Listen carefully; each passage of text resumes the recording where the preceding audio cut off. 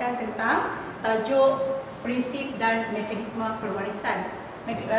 Pewarisan ini adalah satu ciri yang ditonjolkan oleh individu, yang ciri itu diperolehi daripada ibu dan bapa. Okay. Jadi ada seorang saintis yang bernama Gregor Mendel, iaitu orang yang pertama melakukan eksperimen pewarisan yang telah dilakukan terhadap pokok kacang. Okay. Jadi apa yang Gregor Mendel buat, dia telah mengkacukkan pokok kacang tinggi. Okay, kacukkan dia pokok kacang, tinggi, dikacukkan dengan pokok kacang rendah. Jadi selepas kacukan dihasilkan, untuk generasi pertama, anak-anak hasil pada kacukan pokok kacang tinggi dan pokok kacang rendah, semuanya bersifat tinggi. Di sini kalau kita lihat, sifat rendah ni seolah-olah telah tenggelam. Jadi apa yang mereka buat, dia telah melakukan kacukan di antara anak generasi pertama ini adalah F1, iaitu generasi pertama. Sesama anak generasi pertama ni dikacukkan sesama sendiri. Jadi kita mulakan dengan kacukan di antara F1 dan F1.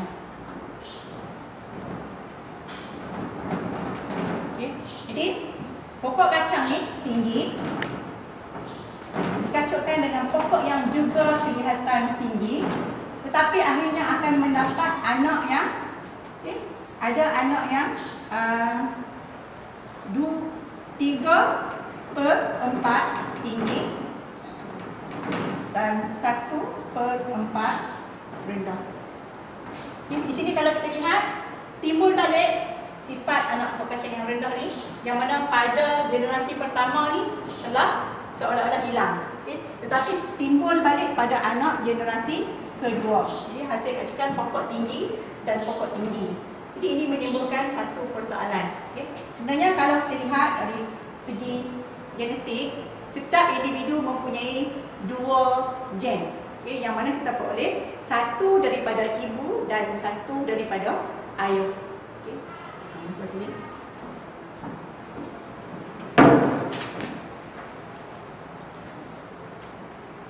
Okey, di sini kita buat dalam bentuk mekanisme lah. Mekanisme. Setiap individu mempunyai 2 gen.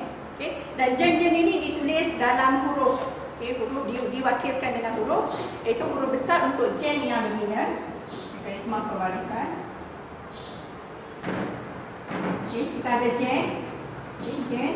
Dia ada 2 jenis gen. Gen yang dominan, dan gen yang resesif.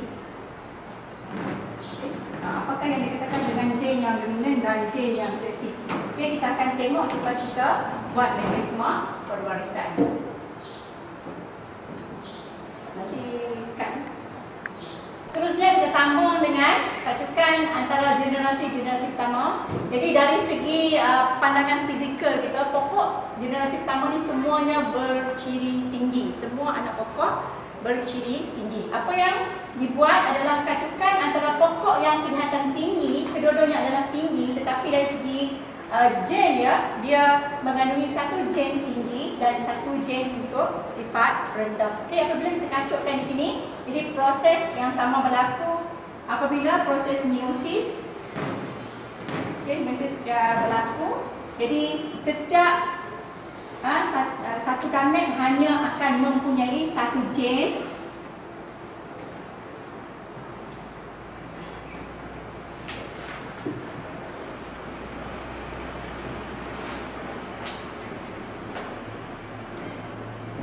Ini adalah gamet pokok yang pertama. Ini adalah gamet pokok yang kedua. Jadi apabila proses kacukan dilakukan, kita tengok di sini, apabila gamet yang pertama dikacukkan dengan disenyawakan dengan gamet yang kedua, kita akan dapat lihat, ini adalah padanan gen yang kombinasi gen yang dihasilkan. Kalau pokok ni kacukkan dengan yang ni, kita akan dapat padanan besar kecil. Kalau gamet yang kedua kedua ini dikacukkan dengan gamet yang pertama ini, kita akan dapat sama juga. Selalunya kita tulis huruf T besar dahulu, walaupun kita tengok sini T kecil, T besar, tapi kita tulis ini. Dan kalau pokok yang ni dengan ini, kita akan dapat lihat T kecil, T kecil. Ini adalah pasangan gen yang dipunyai oleh anak-anak kacukan generasi kedua. Kedua. Okey, kita sebut sebagai F2. Okey. Jadi sebelum ni kita belajar bahawa ciri-ciri dominan diwakili dengan huruf besar, dan ciri-ciri dominan selalunya akan menenggelamkan ciri-ciri resesif. Jadi kalau kita lihat di sini, dia ada dua ciri-ciri dominan, iaitu ciri tinggi. Anak pokok ini akan menjadi tinggi. Okay. Sama yang ni, satu dominan, satu resesif. Ciri resesif ini ditenggelamkan. Yang tinggal adalah, yang ditunjukkan adalah ciri-ciri tinggi. Ini juga sama, tinggi. Okay. Yang last ini, okay, kedua-dua gen yang terkandung di dalam anak pokok yang keempat ini adalah gen resesif kedua-duanya. Jadi gen resesif ini akan membawa sifat rendah, jadi pokok ini akan menjadi rendah. Okay.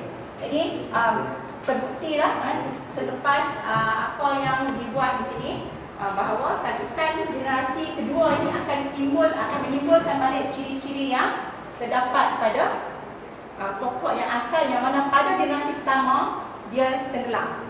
Okay, dari segi mekanisme pewarisan yang akan menunjukkan bagaimana ciri-ciri yang tenggelam ini ditimbulkan balik pada generasi seterusnya. Okay, sekian, terima kasih. Pewarisan ini dinamakan gen lah, gen. Jadi ada dua jenis gen, iaitu gen yang dominan dan gen yang resesif. Yang mana dalam kajian pewarisan, gen yang dominan diwakili dengan huruf besar dan gen yang resesif diwakili dengan huruf kecil. Contohnya untuk ciri ketinggian. Okay. Kita ada dua jenis gen untuk ciri ketinggian, iaitu gen untuk tinggi dan gen yang digunakan untuk mewarisi sifat rendah. Okay. Walaupun dia tinggi dan rendah, tetapi ciri yang dikaji adalah tentang ciri ketinggian. Jadi kita menggunakan huruf T, okay, T, iaitu T huruf besar, iaitu sifat yang akan ditunjukkan adalah tinggi, iaitu gen yang dominan. Okay. Dan T kecil, itu sifat yang diwakili adalah sifat gen resesif. Okay. Untuk sifat rendah, okay, dia adalah gen yang resesif. Okay.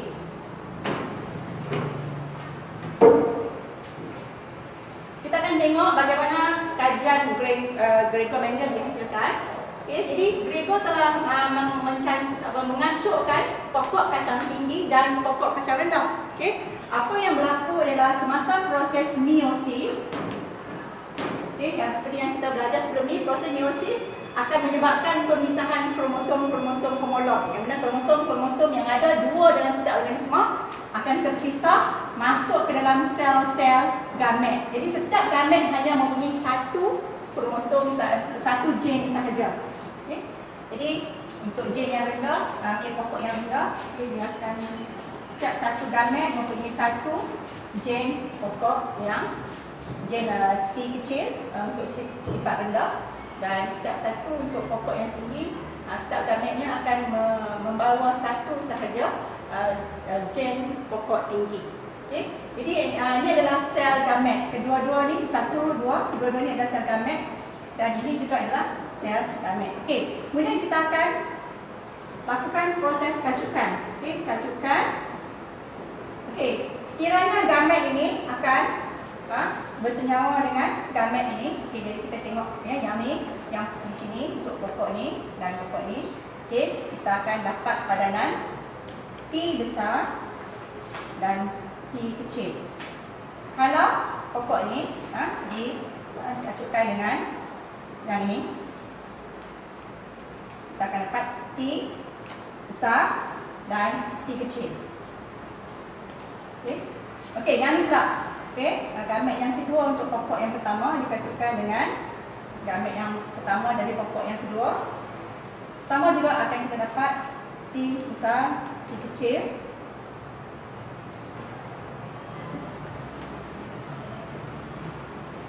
Jadi kalau kita perhatikan semua anak-anak pokok hasil daripada Kak Cukai, generasi ini dia adalah, dia akan menghasilkan generasi pertama. F1 generasi pertama.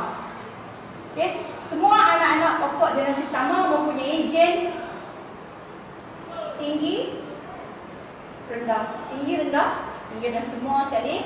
Tetapi kalau kita tengok di sini, okey, huruf besar mewakili gen yang dominan, iaitu gen yang akan menguasai. Okay, jadi kalau kita lihat di sini, sifat tinggi akan menguasai sifat rendah. Oleh itu, semua anak-anak pokok ini bersifat tinggi. Okay, semua anak-anak pokok ini bersifat tinggi. Okay, seterusnya kita sambung dengan generasi kacukan, generasi kedua. InsyaAllah.